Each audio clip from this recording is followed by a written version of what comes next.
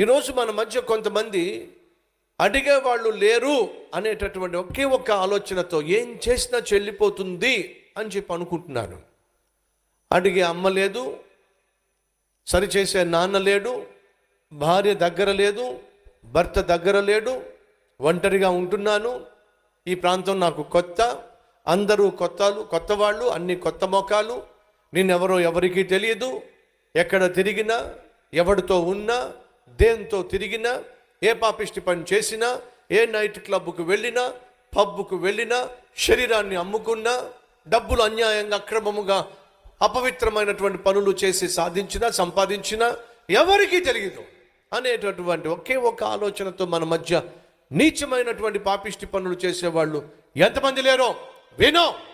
నువ్వు చేసే పాపమే నీ జీవితంలో నీకు సంతోషం లేకుండా చేస్తుంది, ఆరోగ్యం లేకుండా చేస్తుంది, ఆశీర్వాదం అనుభవించకుండా చేస్తుంది, నీ జీవితాన్ని శాశ్వతము నరకానికి ఈడుస్తుంది. జాగ్రత్త. తమ్ముళ్ళు చెల్లెళ్ళు వింటున్నారా?